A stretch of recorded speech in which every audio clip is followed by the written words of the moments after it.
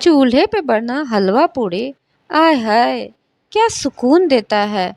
तो मेरा अधूरा इच्छा था कि मैं चूल्हे पे हलवा पूड़ी बनाऊँ, क्योंकि मेरी दादी जो है ना, माताजी को जब प्रसाद चढ़ाती थी तो वही मंदिर में चूल्हे पे हलवा पूड़ी बनाती थी और उसमें जो स्वाद आता था ना, वो घर वाले में नहीं आता है। तो बहुत दिनों से मेरी ख़्वाहिश थी कि मैं चूल्हे पे हलवा पूड़ी बनाऊँ, तो इसके लिए मैंने घर का वो जगह चुना जहाँ पे खाली एरिया है और ऊपर से ओपन है। तो उसके लिए सबसे पहले मैंने कढ़ाई जो थी ना, उसको मैंने मिट्टी से लेपन किया है। मतलब मिट्टी से उसको लेप दिया है, लेप किया है। इस ये करने से ये होता है ना कि कढ़ाई कितनी भी जल जाएगी ना, तो बहुत ही अच्छे से साफ़ हो जाएगी। ये सब पहले हमारी दादी सब किया करती थी, वही सब देखी हूँ और मुझे मतलब बहुत शौक था कि चूल्हे पे मैं खाना बनाऊँ। शौक तो ये था कि मिट्टी के चूल्हे पे खाना बनाऊँ, पर वो नहीं पूरा हो सका, तो मैंने ऑनलाइन ही चूल्हा मँगा लिया। तो मेरी दादी नया चूल्हा जब भी बनाती थी ना, तो उसका पूजा ज़रूर करती थी। तो सेम उसी तरीके से मैंने ये ऑनलाइन जो चूल्हा मँगाया ना, उसका मैं पूजा कर रही हूँ। क्योंकि कहते हैं कि कोई भी नई चीज़ जब यूज़ किया जाता है ना, तो उसका पूजा ज़रूर किया जाता है। तो फिर तो ये तो चूल्हा है। ये हमारा संस्कार है कि पहले उसका पूजा किया जाता है, इसी से हमारा पेट भरता है। तो यहाँ पे मैंने पूजा किया है और नारियल फोड़ा है थोड़ा-सा और सेम उसी तरीके से मैं ये सारा प्रोसेस कर रही हूँ, जैसे मेरी दादी मंदिर में जाके हलवा पूड़ी बनाती थी, एकदम देसी तरीके से। तो और इसका ना स्वाद बहुत ही अलग आता है, इतना सात्विक लगता है कि आप डिफरेंशिएट करेंगे कि जब आप गैस पे पूड़ी बनाते हैं और चूल्हे पे बनाते हैं। तो यहाँ पे जो मैंने आटा लिया है ना, आधा आटा मैंने अलग कर लिया है। मैं आपको बताती हूँ आधा आटा अलग क्यों किया है। पहले तो जो ये प्रसाद वाला पूड़ी बनता है ना, उसमें जैसे रोटी की तरह ही सूखे आटे लगा-लगा के पूड़ी को बेला जाता है। क्योंकि हम लोग घर में जो पूड़ी बनाते हैं ना, उसमें तेल लगा के पूड़ी को बनाते हैं, बेलते हैं। बट इसमें ना वो आटा ही लगा के पूड़ी को बेला जाता है और बचा हुआ जो आटा सारा रहेगा ना, इतना सारा आटा तो ज़रूरत नहीं पड़ता है पूड़ी बनाने के लिए। तो जो बचा हुआ आटा रहता है ना, उसी का हलवा भी बन जाता है और उसी तेल में बनता है। तो यहाँ देखिए, ये जो है मैं लकड़ी लगा रही हूँ, ये पहली बार मैं चूल्हे पे बना रही हूँ, तो मुझे ना थोड़ा-सा अंदर से डर भी है कि चूल्हा अच्छे से जलेगा कि नहीं जलेगा।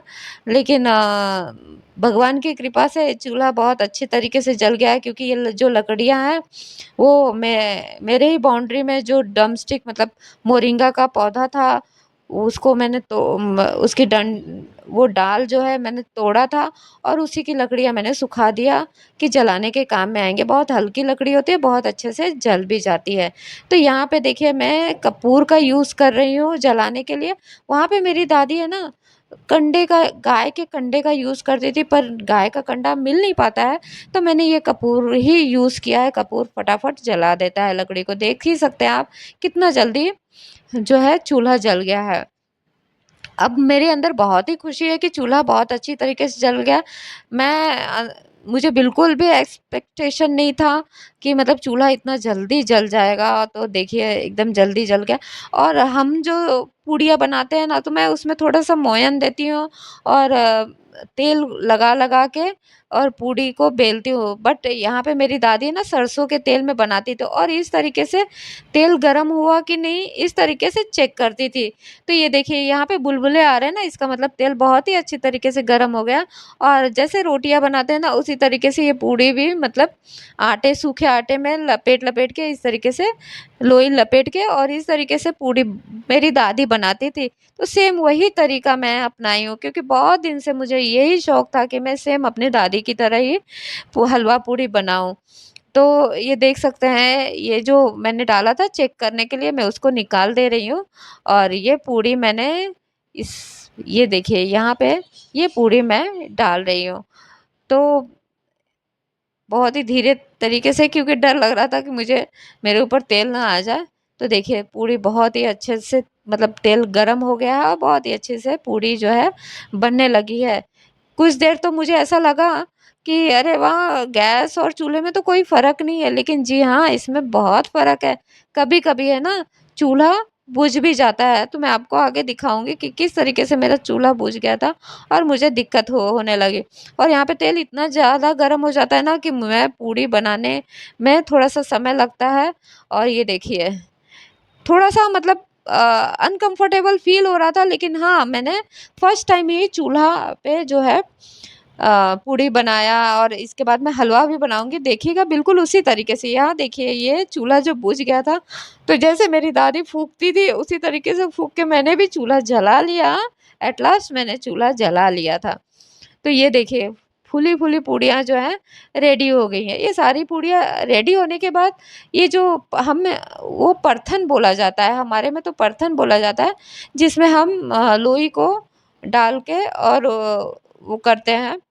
तो वो परथन जो बच जाता है ना, उसी से हलवा मेरी दादी बनाती थी और वही भगवान को चढ़ाती थी। तो यहाँ पे तेल काफ़ी ज़्यादा था, इसलिए मैंने थोड़ा-सा तेल, सारी पूड़ियाँ बन गई थी, तो ये थोड़ा-सा तेल मैं उसमें से निकाल दे रही हूँ। और ये देखिए, वही आटा है और वही सरसों के तेल में ये हलवा बनेगा और गुड़ डाल के बनेगा ये हलवा।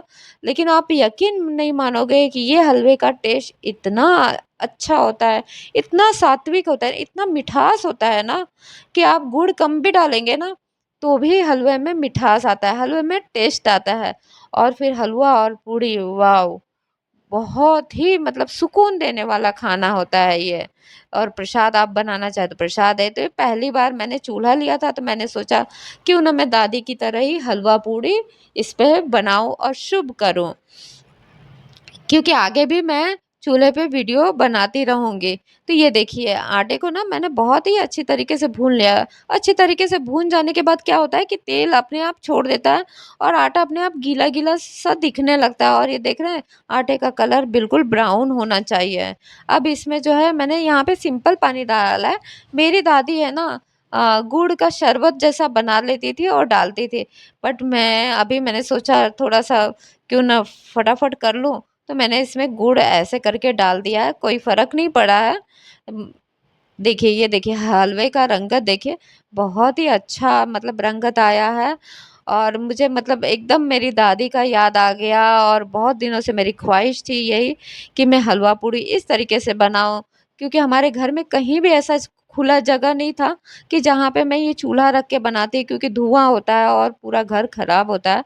तो ये ओपन एरिया मेरे घर का था, जहाँ पे मैंने ये चीज़ बनाया है और अपना शौक पूरा किया है। और ये देखिए, ये सब जब खाना बन जाता है ना, सारी चीज़ें बन जाती हैं, तो इस तरीके से लकड़ी को निकाल दिया जाता है। तो मुझे जितना भी याद था ना, मेरी दादी का सारा प्रोसेस मैंने आप लोगों को करके बताया है। वीडियो पसंद आएगा तो लाइक शेयर ज़रूर करिएगा, चैनल को सब्सक्राइब करिएगा।